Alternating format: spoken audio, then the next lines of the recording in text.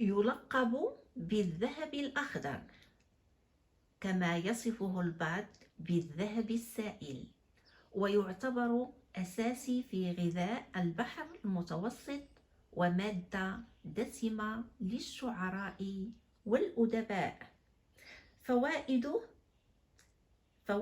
الغذائية والعلاجية والتجميلية كثيرة ومتنوعة، عنصر أساسي في حياة شعوب حوض البحر الأبيض المتوسط، إذ يتميز بقيمة غذائية وعلاجية ودوائية عالية. إنه يا سادة زيت الزيتون. زيت الزيتون ممتاز للصحة، يساعد في محاربة الكوليسترول وإزالة السموم وتجديد الخلايا، غني بالأحماض الدهنية الأحادية غير المشبعة، غني بالأوميغا 3 و6 و9، يقلل من خطر الإصابة بأمراض القلب والأوعية الدموية، غني بالبوليفينول ومضادات الأكسدة، يحمي ويغذي البشرة ويمنع علامات الشيخوخة، فعال للعناية بالشعر وفروة الرأس، يقوي عمل الجهاز المناعي، ويقلل من احتمال الإصابة بسرطان الجلد. وقد أقسم الله تعالى في قرآنه العظيم بالزيتون بقوله بعد أعوذ بالله من الشيطان الرجيم: بسم الله الرحمن الرحيم، والتين والزيتون وطور سينين وهذا البلد الأمين، لقد خلقنا الإنسان في أحسن تقويم،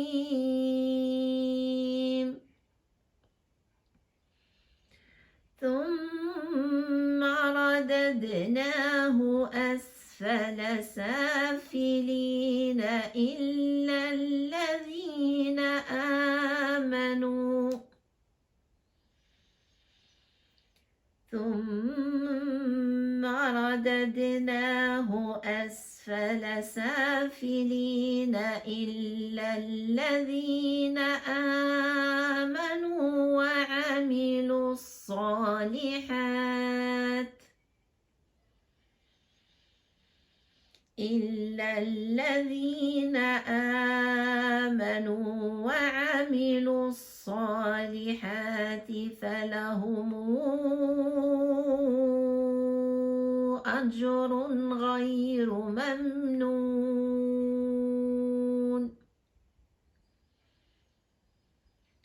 فما يكذبك بعد بالدين؟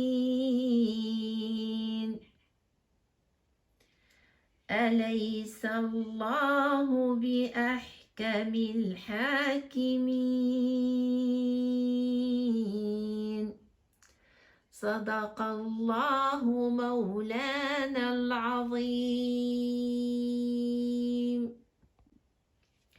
وتعتبر شجرة الزيتون مصدر غذاء طيب، ويعتبر عصير أوراق الزيتون أو خلاصتها أو مسحوقها مضادا حيويا وقويا للفيروسات. ففي الأوراق مادة الأولوروبين، وهي حامض دهني غير مشبع، مضادة قوية للجراثيم. تبقى شجرة الزيتون شجرة مباركة، ويظل زيتها غذاء مهما. وتعتبر إيطاليا من الدول الأوائل المنتجة لزيت الزيتون، ورغم ذلك فهي مستوردة، وهذا إن دل على شيء فإنما يدل على أن وعي الإيطاليين بأهمية هذا المنتوج الذي يستحق تسميته بالذهب الأخضر ووصفه بالذهب السائل. لكن تأخر التساقطات أثر بشكل كبير على مردودية الغلة، وسعر اللتر يقترب من 100 درهم، حيث أدى الجفاف وتأخر التساقطات المطرية إلى تأثر قطاع زيت الزيتون بمختلف المناطق، ما أدى إلى ارتفاع سعره إلى مستويات قياسية لم يسبق أن سجلها في السنوات الماضية، وباتت الأسعار تتراوح ما بين 75 درهم و 110 درهم. أعوذ بالله من الشيطان الرجيم. بسم الله الرحمن الرحيم.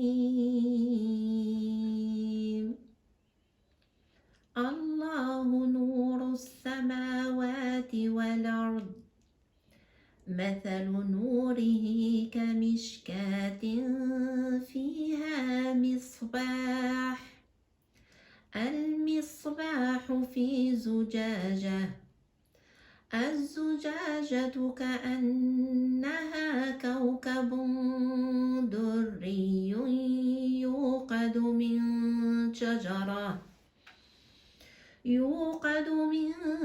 شجرة مباركة زيتونة لا شرقية ولا غربية،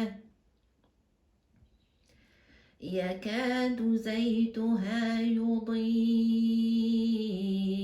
ولو لم تمسسه نار، نور على نور،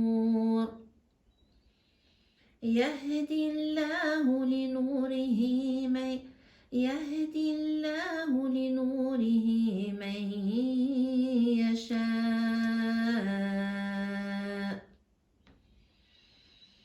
ويضرب الله الأمثال للناس، والله بكل شيء عليم. في بيوت أذن الله أن ترفع ويذكر فيها اسمه يسبح له فيها بالغدو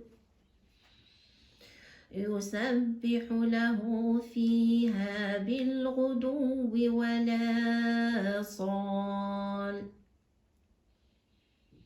في بيوت أذن الله أن ترفع ويذكر فيها اسمه يسبح له فيها بالغدو ولا صال.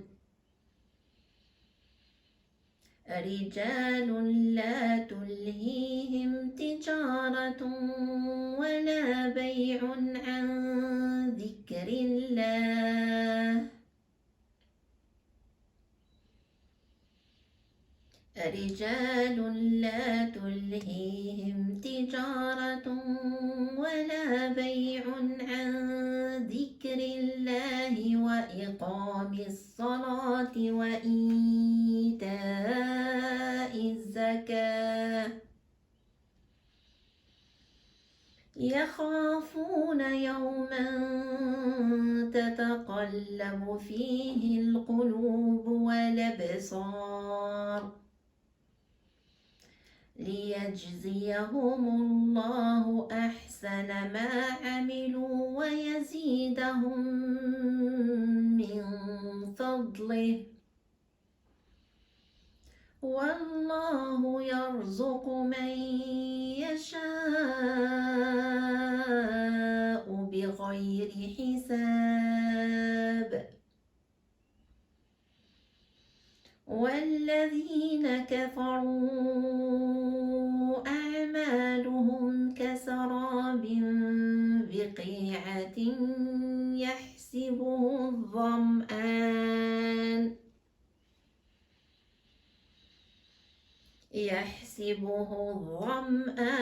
ماء حتى إذا جاءه لم يجده شيئا ووجد الله عنده فوفاه حسابه والله سريع الحساب. أو كظلمات في بحر لجي يغشاه موج من فوقه موج أو كظلمات في بحر لجي يغشاه موج من فوقه موج من فوقه سحاب ظلمات بعضها فوق بعض إذا أخرج يده لم يكد يراها ومن لم يجعل الله له نورا فما له من نور.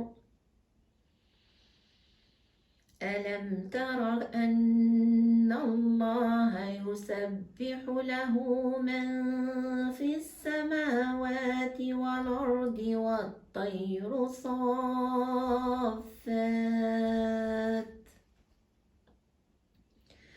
كل قد علم صلاته وتسبيحه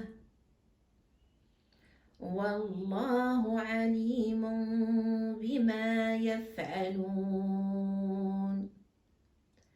ولله ملك السماوات والأرض وإلى الله المصير. صدق الله مولانا العظيم.